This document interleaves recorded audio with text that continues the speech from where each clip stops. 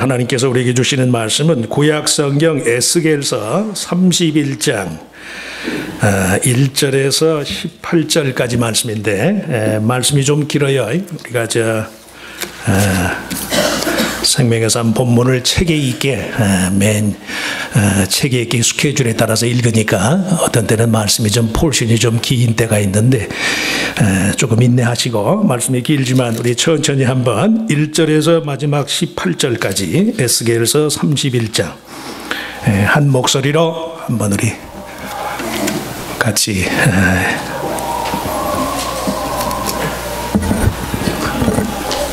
말씀이 길다고 시위하는 건가? 자, 우리 31장 1절에서 마지막 절까지 천천히 한번 같이 읽습니다. 열한째 해 셋째 달 초하루에 여호와의 말씀이 내게 임하여 이르시되, 인자야, 너는 애굽의 바로 왕과 그 무리에게 이르기를, 너의 큰 위엄을 누구에게 비하랴? 볼지어다 아수르 사람은 가지가 아름답고 그늘은 숲의 그늘 같으며 키가 크고 꼭대기가 구름에 닿은 레바논 백향목이었느니라. 물들이 그것을 기르며 깊은 물이 그것을 자라게 하며 강들이 그 심어진 곳을 둘러 흐르며 뚝의 물이 들의 모든 나무에까지 미치매 그 나무가 물이 많으므로 키가 들의 모든 나무보다 크며 굵은 가지가 번성하며 가는 가지가 길게 뻗어나갔고 공중의 모든 새가 그 큰 가지에 깃들이며 들의 모든 짐승이 그 가는 가지 밑에 새끼를 낳으며 모든 큰 나라가 그 그늘 아래에 거주하였느니라. 그 뿌리가 큰 물가에 있으므로 그 나무가 크고 가지가 길어 모양이 아름다움에 하나님의 동산의 백향목이 능히 그를 가리지 못하며 잣나무가 그 굵은 가지만 못하며 단풍나무가 그 가는 가지만 못하며 하나님의 동산의 어떤 나무도 그 아름다운 모양과 같지 못하였도다. 내가 그 가지를 많게 하여 모양이 아름답게 하였더니 하나님의 동산 에덴에 있는 모든 나무가 다 시기하였느니라. 그러므로 주 여호와께서 이같이 말씀하셨느니라. 그의 키가 크고 꼭대기가 구름에 닿아서 높이 솟아났으므로 마음이 교만하였은즉 내가 여러 나라의 능한 자의 손에 넘겨줄지라. 그가 임으로 대우할 것은 내가 그의 악으로 말미암아 쫓아내었습니다. 여러 나라의 포악한 다른 민족이 그를 찍어버렸으므로 그 가는 가지가 산과 모든 골짜기에 떨어졌고 그 굵은 가지가 그 땅 모든 물가에 꺾어졌으며 세상 모든 백성이 그를 버리고 그 그늘 아래서 떠나매 공중의 모든 새가 그 넘어진 나무에 거주하며 들의 모든 짐승이 그 가지에 있으리니 이는 물가에 있는 모든 나무는 키가 크다고 교만하지 못하게 하며 그 꼭대기가 구름에 닿지 못하게 하며 또 물을 마시는 모든 나무가 스스로 높아서지 못하게 함이니 그들을 다 죽음에 넘겨주어 사람들 가운데서 구덩이로 내려가는 자와 함께 치하로 내려가게 하였습니다. 주 여호와께서 이같이 말씀하셨느니라. 그가 수월에 내려가던 날에 내가 그를 위하여 슬프게 울게 하며 깊은 바다를 덮으며 모든 강을 쉬게 하며 큰 물을 그치게 하고 레바논이 그를 위하여 슬프게 울게 하며 들의 모든 나무를 그로 말미암아 쇠잔하게 하였느니라. 내가 그를 구덩이에 내려가는 자와 함께 수월에 떨어뜨리던 때에 백성들이 그 떨어지는 소리로 말미암아 진동하게 하였고 물을 마시는 에덴의 모든 나무 곧 레바논의 뛰어나고 아름다운 나무들이 지하에서 위로를 받게 하였느니라. 그러나 그들도 그와 함께 스온에 내려 칼에 죽임을 당한 자에게 이르렀나니 그들은 옛적에 그의 팔이 된 자여 나라들 가운데서 그 그늘 아래 거주하던 자니라. 너의 영광과 위대함이 에덴의 나무들 중에서 어떤 것과 같은고? 그러나 네가 에덴의 나무들과 함께 지하에 내려갈 것이요 거기에서 할례를 받지 못하고 칼에 죽임을 당한 자 가운데 누우리라. 이들은 바로와 그의 모든 군대니라. 주 여호와의 말씀이니라 하라. 아멘. 수고하셨어요. 찬양 때 특별 찬양이 있겠습니다.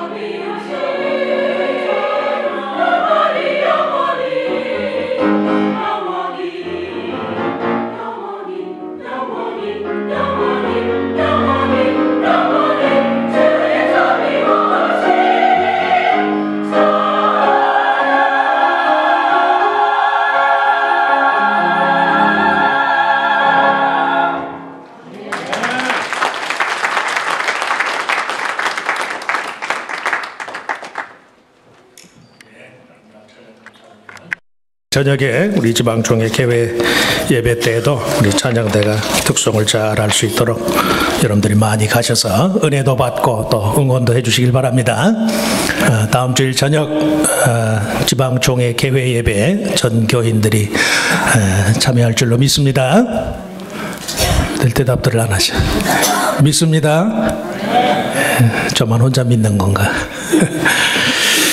자, 우리 같이 읽은 말씀을 가지고 내가 넘겨줄지라, 오늘 11절 말씀에 보면 그러죠. 내가 여러 나라의 능한 자의 손에 넘겨줄지라. 내가 넘겨줄지라. 성경의 메시지뿐만이 아니고 문학적인 양식도 역사의 진행 과정의 산물이다. 그렇게 보는 견해에 따르면 남왕국 유다 최후의 날에 기록된 예언서의 대부분이요, 이스라엘의 바벨론 유배라는 민족적인 위기 상황이 초래한 일종의 공황 상태의 기록이다. 그렇게 말하는 분들이 많아요.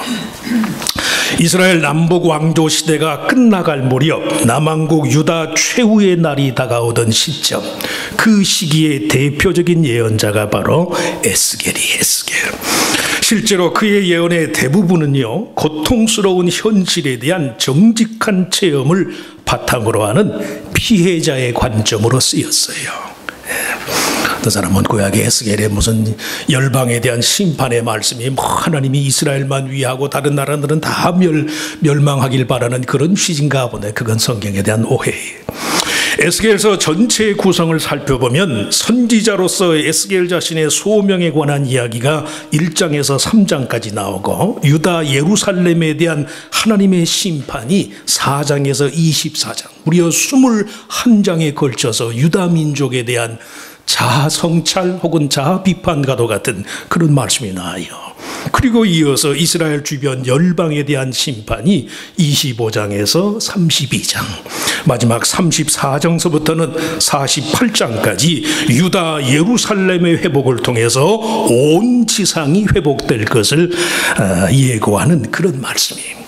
국가적인 차원의 패망의 원인이 된 유다 민족들 자신들의 죄에 대한 고발과 함께 그 일의 정치적인 원인 제공자들이었던 유다 주변 여러 나라들의 필연적인 멸망에 관한 말씀이에요.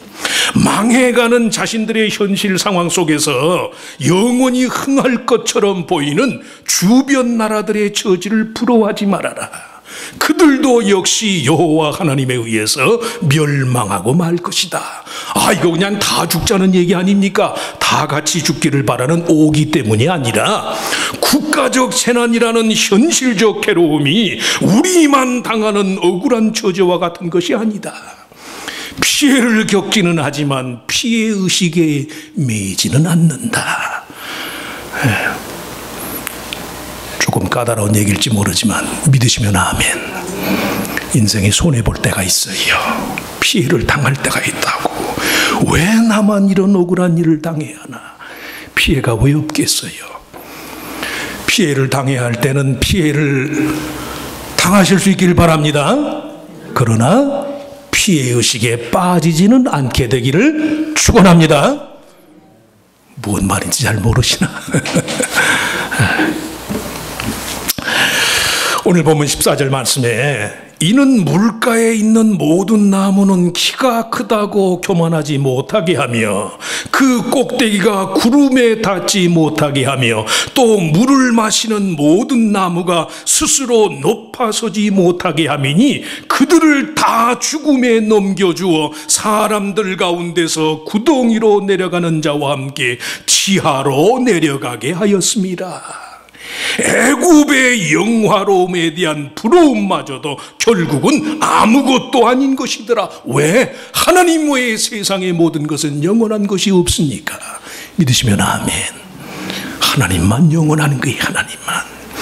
영원하신 하나님 외에 세상에 어떤 것도 영원하지 않습니다. 이 사실 한 가지만 성도가 바로 알아도 우리의 삶에 해결되지 못할 문제가 없어요. 한 번 더 믿으시면 아멘.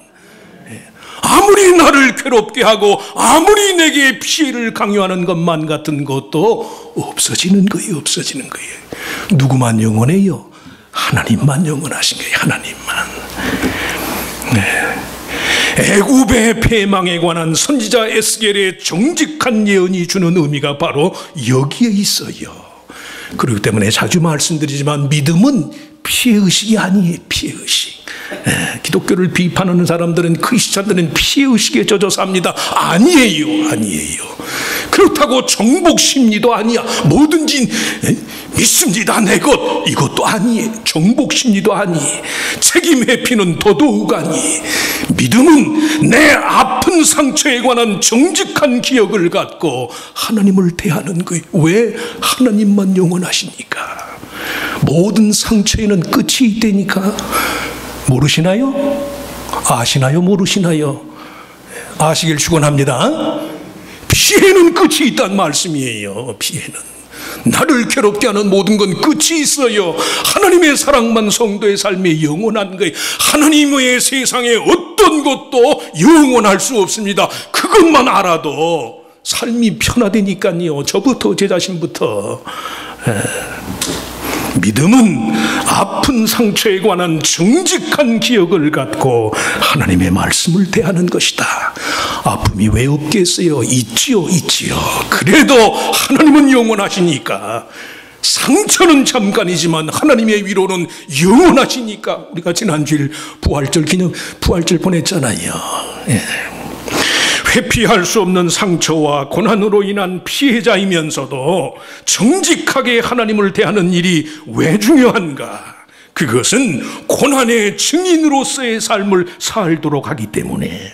자신에게 고통과 고난을 강요하는 현실적인 요인이 무엇인지를 아는 것보다 더 중요한 것은 고난이 주는 그 의미와 가치를 내가 누리는 거예요. 바벨론 포로라는 전 민족적인 재앙의 현실 속에서 그 일이 자신들의 죄 때문이라는 사실에 대한 경고와 뉘우침, 그리고 심판의 두려움에 관한 예고는 이미 말씀한 것처럼 4장에서 24장까지 21장에 걸쳐서 언급이 돼요. 그에 비해서 유다 백성의 불행에 대한 직접적인 원인이라고 할 수 있는 주변 나라들에 대한 심판의 예고는 25장에서 32장 7장에 끝난다는 말씀이에요. 무슨 말씀이에요? 내 삶의 불행의 원인을 다른 데서 찾고자 하는 마음 대신에 우리를 새롭게 하기 위한 변화의 과정으로 받아들이는 거예요. 그리고 그 후에 에스겔서 33장에서 48장까지 순전히 유다 민족의 회복을 통해서 궁극적으로 온 세상이 새로워질 것이다.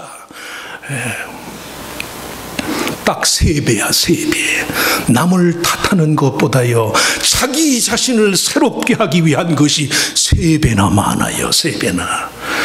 그러실 수 있길 바랍니다. 세상이 아무리 변해도 내가 안 변하면 그대로라니까요. 그대로. 미국 와서까지 그 마음이 안 변하면 어떻게 해요? 변해야지요. 한국만 따라가다 미국 가면 내가 뭐 한번 해보지. 그러면 그 마음이 바뀌어야지. 내가 변하면 어디든 다 변해요. 내가 안 변하면 안 되는 거예요. 오늘 본문 8절에 애굽의 영화로움을 아수르의 백향목에 대비한 하나님의 동산의 백향목이 능히 그를 가리지 못하며 잣나무가 그 굵은 가지만 못하며 단풍나무가 그 가는 가지만 못하며 하나님의 동산의 어떤 나무도 그 아름다운 모양과 같이 못하였도다. 이 말씀은요, 바벨론 유배 생활을 하던 유다 백성의 심정적인 괴로움과 상실감이 얼마나 큰 것이었는가. 에덴의 백향목만큼이나 아름답고 화려한 외관을 뽐내는 것이 그게 애굽이었고 그게 바벨론이었고 그게 세속 문명이더라는 말씀이에요. 고통과 고난의 현실 속에서 사람이 마음이 상하고 괴로운 것 자체를 나무랄 사람은 없어요. 그보다는 오히려 그 엄연한 현실을 참아내지 못하는 것이 문제라는 말씀이.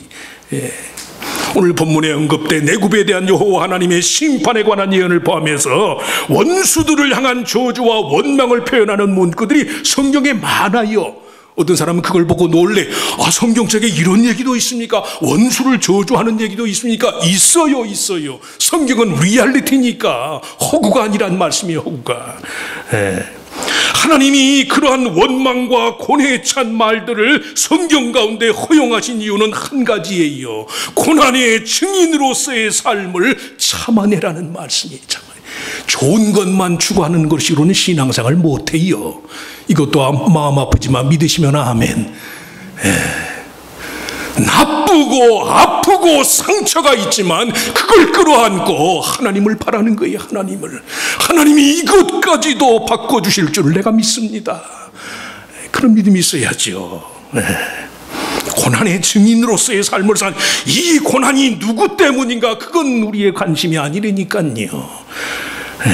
피조물로서의 자기 한계를 절감하는 것만이 창조주의 무한한 능력을 힘입는 길이 되기 때문에 고통과 고난의 이유를 알려고 하는 대신에 그 고난의 증인으로서의 삶을 살라는 말씀이에요.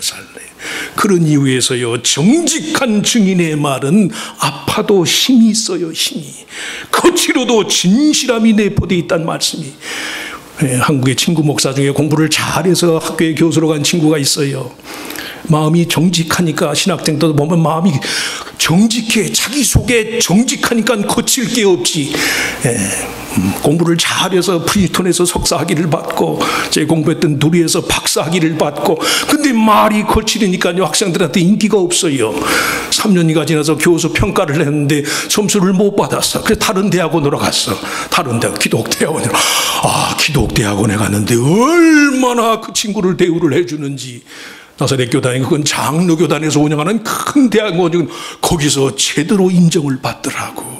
거칠어도 진실하니까. 믿음 생활이 그래야지요.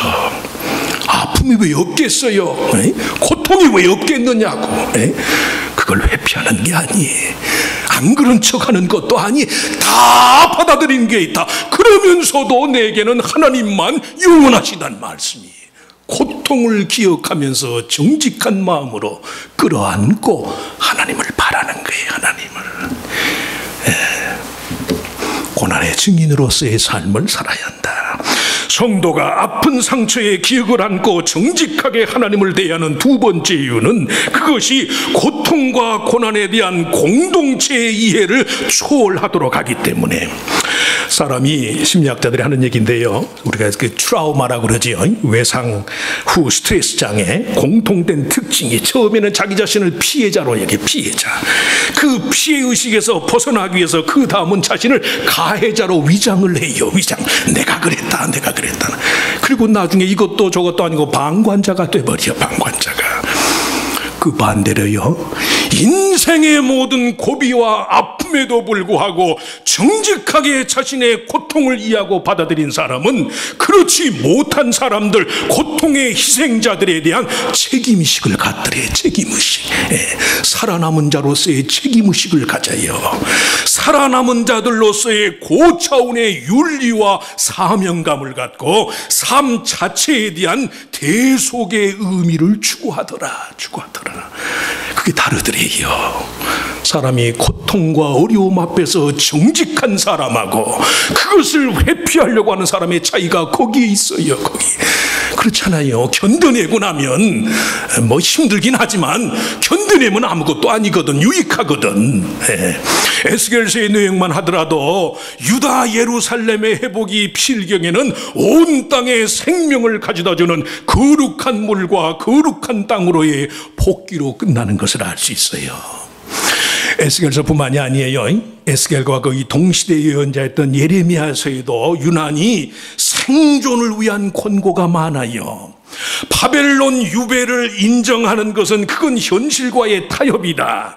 그것을 하나님의 뜻이라고 말하는 에레미야를 가리켜서 그 당시 많은 궁중 예언자들이 저 에레미야는 매국노고 거짓 선지자다 그렇게 매도를 해요. 그런데도 에레미야는 고난을 피하는 대신에 믿음으로 견뎌내라. 바벨론 땅 한복판에 가서도 너희는 내가 사로잡혀 가게 한 그 성읍의 평안을 구하고 그를 위하여 여호와께 기도하라. 이는 그 성읍이 평안함으로 너희도 평안할 것입니다.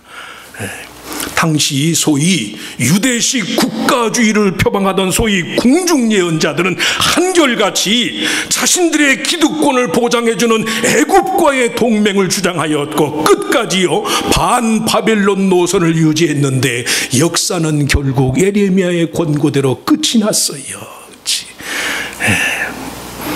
피하고 애둘르고 합리화하고 자기를 회피하는 식으로는 길이 없어요. 저들으라고 하는 얘기예요. 저들으라고. 아주 죄송하지만 나이가 조금 먹고 하니까요 불안하기도 하고 이게 어떻게 되나 어떻게 되나 견뎌내는 거죠. 뭐 견뎌내는 거죠. 왜 거기까지 인생은 유한하지만 하나님은 무한하시니까 하나님은. 지난주 내내 지금 뭐 세계적으로 지금 시리아 난민들에 관한 뉴스가 아주 뭐 탑 이슈인데 에게해 헤엄쳐 건넌 시리아 소녀 난민 대표로 브라질 리우 올림픽 출전 아직 뭐 자격을 딴 건 아니지만 후보니까 18세 시리아 출신의 수영 선수 마르디니 유로 마르디니 사진에 좀 이따 나올 텐데 난민이 올 브라질 리오 올림픽 때부터 하도 지금 중동에 난민들이 많으니까 IOC 국제올림픽위원회에서 난민들도 올림픽에 참가할 수 있는 기회를 주자. 그래서 5명에서 6명 정도 TO를 만들어서 세계적으로 난민 올림픽 대표팀을 구성하도록 기금도 마련하고 허락을 했어요. 이 시리아의 18살 난 마르디니라는 이 소녀가 그 중에 한 명이에요. 난민이 나를 자랑스러워했으면 좋겠어요. 내가 바라는 것은 우리가 고향을 떠났지만 그래도 훌륭한 일을 할 수 있다고 그들에게 힘을 주고 싶어요. 유럽을 향해 지중해를 필사적으로 헤엄쳐 건넌 10대 시리아 난민 소녀가요 2016년 리우데자네이루 올림픽에 도전 유스리 마르디니 말씀한 것처럼 IOC에서 이번 올림픽에 한해서 5명에서 10명 정도 난민 대표팀을 꾸리도록 허용을 했단 말씀이에요. 국기도 없어요. 올림픽 오륜기를 들고 입장할 판이 나라가 없으니까 나라가. 지난해 8월 시리아 다마스커스를 떠나서 레바논, 터키를 거쳐서 그리스행 배에 몸을 실었어요. 작은 고무보트에 난민 20명이 꽉 찼는데 짐 때문에 이게 보트가 움직이질 않아. 그래서 이게 마르드냐고 지었냐고 세 사람이 지중해 연안에서 3시간 반을 헤엄쳐서 보트를 끌고서는요 그리스 해안에 안착을 했어요. 수영을 잘하니까 살아남았지. 수영을 잘하니까. 바람이 휘몰아치는 바다에서 침몰하지 않기 위해 모든 난민의 짐을 바다에 내던졌지만 충분하지가 않았단 말씀이에요. 그래서 마르디니 자매가 바다로 뛰어들었어요. 수영할 줄 아는 다른 난민 1명까지 3명이 보트 끝을 붙잡고 헤엄쳐서 3시간 반 만에 그 자매가요 보트와 함께 그리스 레스보스 섬에 무사히 닿았어요. 오스트리아를 거쳐서 독일에 도착을 해서 독일에 있는 난민 쉼터에 안착을 했어요. 그리고 그 아이가 금년 브라질 올림픽에 올림픽 200m 자유형에 출전해. 자유형. 모든 선수가 올림픽에 가기를 꿈꾸며 시리아 국기이든 오륜기이든 내게 중요하지 않아요. 난민이지만 위대한 일을 할 수 있다는 것을 자신과 다른 사람에게 보여주고 싶다는 거예요. 방관자가 돼서는 안 된다는 말씀이에요. 남의 탓만 해서도 안 돼요. 안 돼요. 그래서 거듭 말씀하지만 에스겔서의 구서상 21장에 걸쳐서 이 죄악이 우리의 잘못 때문입니다. 이 국가적인 위기가 우리의 잘못 때문입니다. 통렬히 반성을 하니 통렬히. 그리고 7장에 걸친 우리를 괴롭게 하는 그들 또한 하나님에 의해서 멸망당하고 말 것입니다. 그런즉 성도는 자신을 탓할 것도 없고 남을 탓할 것도 없고 오직 하나님만 바라보면 되는 것입니다. 그걸 교훈하는 거예요. 하나님만 바라보시길 축원합니다. 믿음으로 견뎌내시길 축원합니다. 고통의 이유가 누구 때문인가 그건 중요하지 않다니까요. 지금 이 순간 고난의 현실 속에서 이것이 내게 주는 의미가 무엇이겠는가, 이걸 구하고 그걸 하나님의 나라와 의처럼 붙잡는 게 그게 믿음이란 말씀이. 마지막으로 아픔 속에서 하나님을 기억하는 일이 중요한 세 번째 이유는 하나님의 성품에 관한 성도의 이해가요, 역사적인 경험 속에서 가능하게 해주기 때문에. 에스겔서뿐만이 아니라 성경 전체에 걸쳐서 예언은 개인적으로나 국가적인 재난의 현실 속에서 하나님의 임재를 경험하는 데다 참을 수 없을 만큼의 괴로움이 여전한데도 하나님은 여전히 그들의 삶에 강력하게 파고들더라. God who breaks in, God who breaks in. 따라서 뭘 해보실까? 영어를 모르시는 분도 God who breaks in.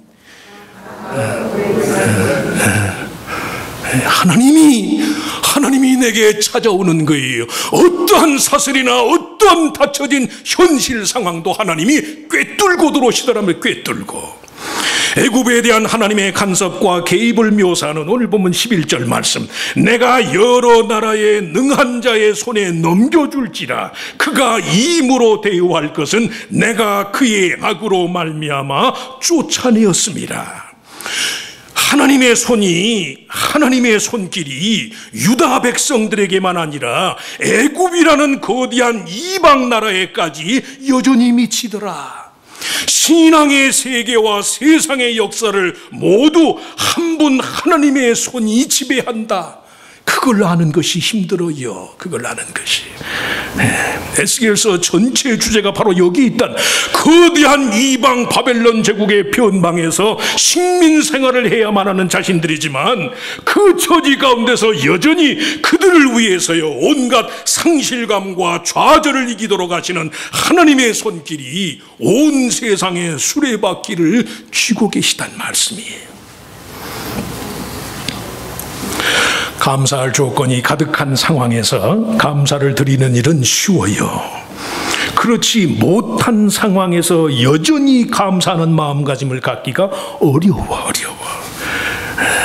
왜냐하면 그 순간에 우리들 자신이 생각하기를 하나님의 손이 아니라 다른 것에 의해서 내가 지배를 받는다고 생각하기 때문에. 그러나 오늘 에스겔 선지자의 말씀이 주는 교훈은요, 유다를 바벨론 변방으로 쫓겨나도록 하는 그 손도 하나님의 손이에요. 유다를 괴롭게 했던 애굽이나 바벨론을 멸하시는 그 손도 하나님의 손이에요. 하나님의 손.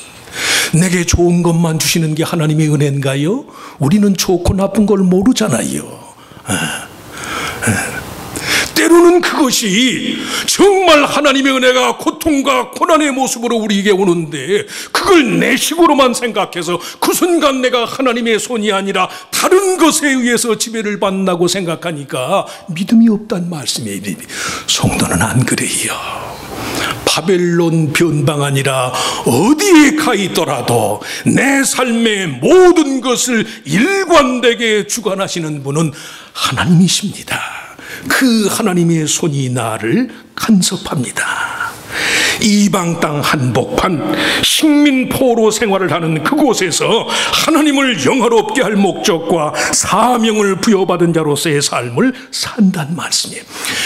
에스겔서의 집에 돌아가서 에스겔서 맨 마지막 절 말씀을 읽어보시면요, 구속받은 성도들을 위해서 하나님이 예배해 놓으신 새 성전의 땅을 가리켜서 하나님이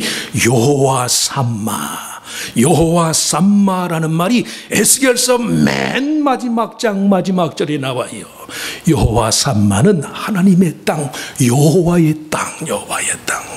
우리가 비록 몸은 바벨론 이방 땅에서 식민 생활을 하지만 여전히 이곳에서도 우리를 주관하시고 우리를 케어하시는 손이 하나님의 손이라는 믿음을 갖게 되면 그 불안하고 그 수치스럽고 그 부정하기 많은 그곳이 하나님의 땅이라는 말씀이 하나님의 땅. 한 손의 지배를 받으시길 축원합니다. 사업이 잘 될 때 하나님이 나를 축복하시지만 내가 어려울 때도 여전히 하나님의 손이 나를 붙들고 계시다는 말씀이에요. 그 손을 우리가 어떻게 뿌리치나요? 언제 어디서나 내 삶에 파고 들어오셔서 우리를 당신의 영원한 구원의 약속의 자리로 넘기시는 하나님의 인도하심. 그래서 오늘 말씀의 제목이 내가 넘기리라. 우리를 넘기시는 하나님.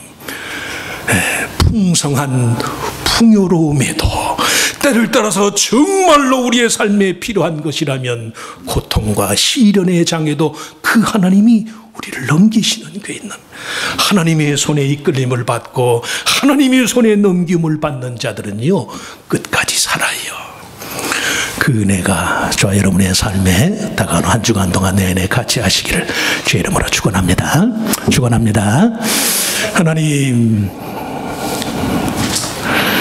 우리가 자꾸 우리식으로 생각을 해서 그렇지 그리스도 안에서 하나님의 자녀된 우리를 쥐고 계시는 분은 언제든지 하나님 한 분이시고 나를 붙드시는 것은 여전히 하나님의 손인 줄로 믿습니다. 어렵고 고통스러운 현실이 있다고 해서 하나님이 변덕을 부리시며 우리를 향해서 내 뻗친 손을 쉽사리 거두시는 분이 아니라는 사실을 알면서도 우리는 우리 스스로가 초래한 온갖 상실감, 외로움, 괴로움 때문에 마치 삶의 어느 순간에는 하나님의 손 밖에 있는 자인 것처럼 그렇게 외로워하고 그렇게 고독해할 때가 많습니다. 이스라엘을, 범죄한 이스라엘을 새롭게 해서 참 이스라엘로 만들기 위해 70년 바벨론 생활을 지내도록 바벨론 땅에 그들을 넘기신 분도 하나님이시고 그들을 그렇게 모질게 괴롭게 하던 원수들을 또한 또 다른 원수들에게 넘기는 그 팔도 하나님의 팔인 줄로 믿습니다. 개인이나 가정이나 교회나 아니 전 국가적으로 이 하나님의 손에 의해 한결같은 지배를 받는 삶이 되게 하여 주시옵소서. 그리스도 하나님 아버지의 뜻을 위해서 죽기까지 순종하신 그리스도를 무덤에 내려가게 하신 분도 하나님의 손이지만 그를 무덤에서 돌 무덤에서 들어올려 부활의 첫 열매가 되게 한 것도 하나님의 손인 줄로 믿습니다. 그런즉 나는 살든지 죽든지 주의 것입니다. 여호와의 손이 나를 지금도 붙들고 계십니다.